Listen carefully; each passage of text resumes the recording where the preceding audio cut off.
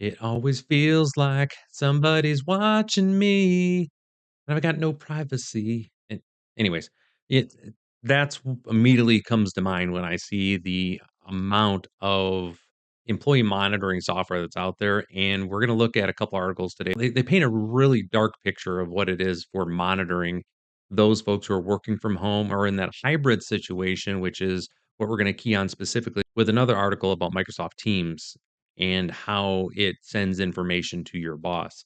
Again, for those that don't know, my name is Ryan Howe. I'm a business coach. I work here in West Michigan and around the country, and I come on YouTube sharing information I share with my clients, and I hope to earn you a subscription. So let's go. Now, the link to all the articles we're going to discuss will be in the description, so be sure to check that out.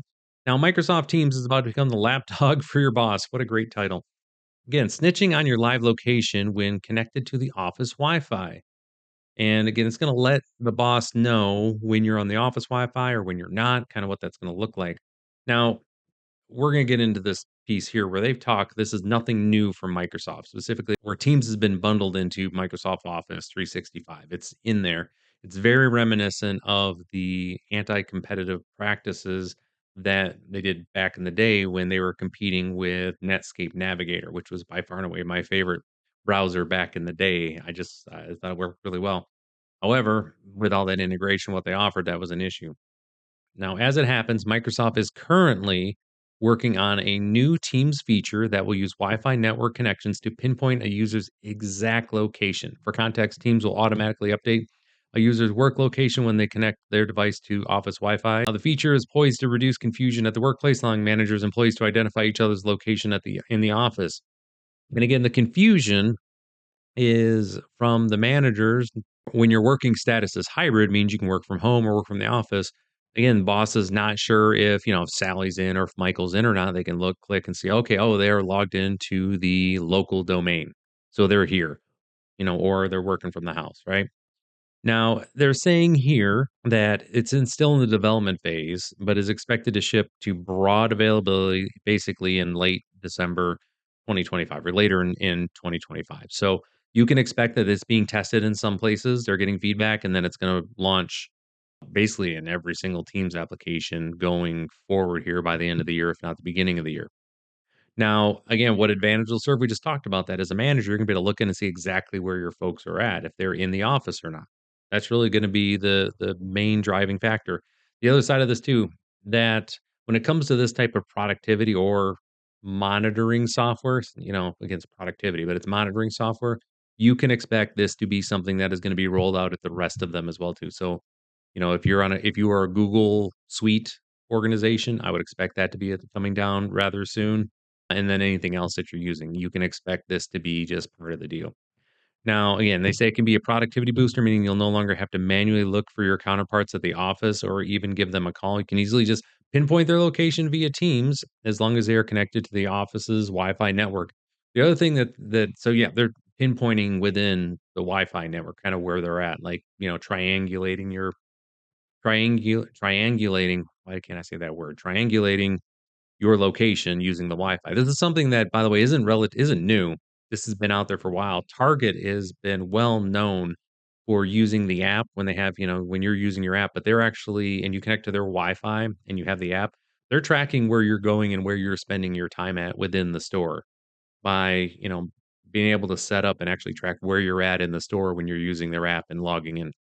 So this has been for a while. In case you ever wondered why you get the exact types of coupons that you think that, "Man, I was gonna buy this. How did they even know to get me this coupon?" It's because that's what Target's been tracking you for a while, okay? This isn't anything new. Now that it's making its way, though, from work from home into the house and then to the workplace, you can see where this is gonna be a thing.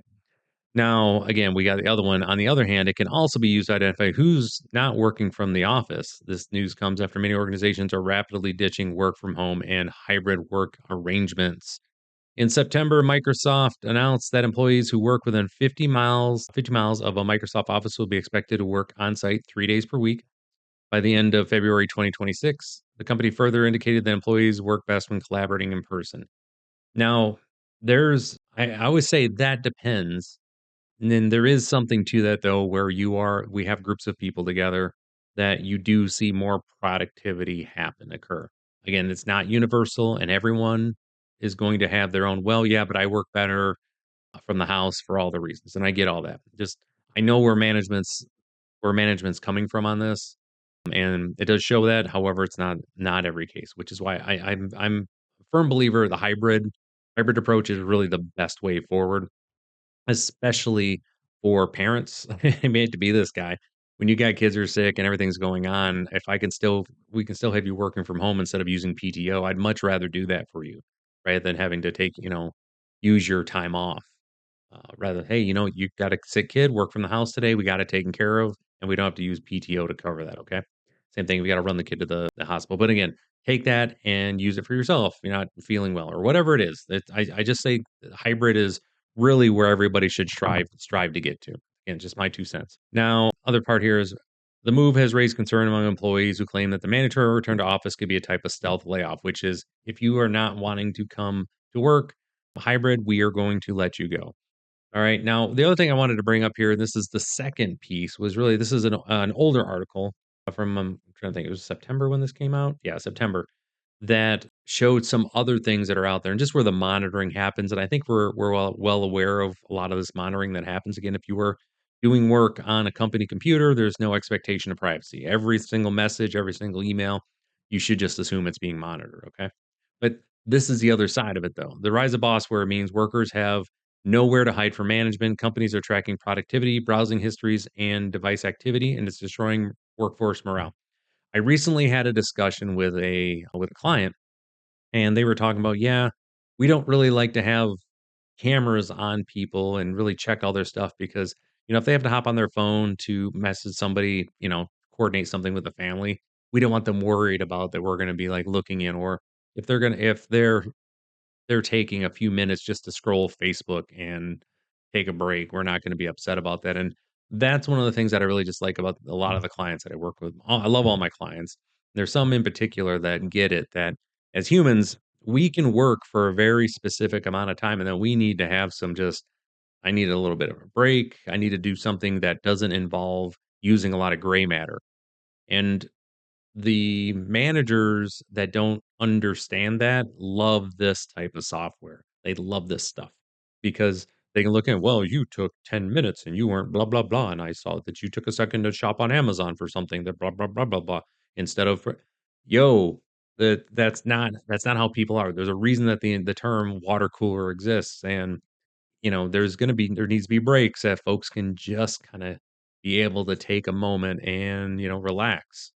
It's just what we do, and this is the type of stuff where people are so worried about all this tracking software that they can't even take a moment to chill out at work. Again, it's called work, not play for a reason, but we're humans. We're not designed to sit there and just grind, the vast majority of us, for 9 hours a day. It just isn't how we operate, all right?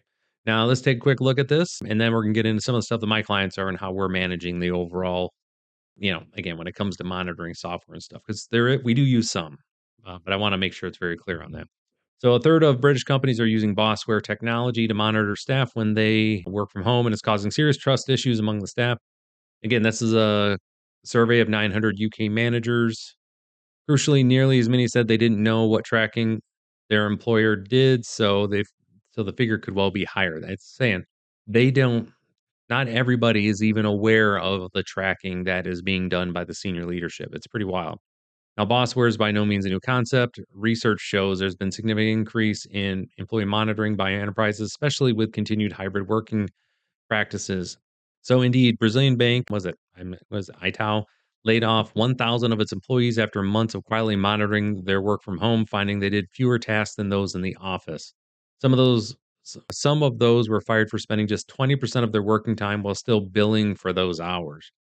How Bossware is being used, CMI showed 36% are using Bossware to monitor staff in the office and 30% on the hybrid teams and 30% for remote workers. Again, that's the stuff that we talked about here, where they're looking at your histories. But here's the thing I would go back to here. Some of those are fired for spending just 20% of their time working while still billing for those hours.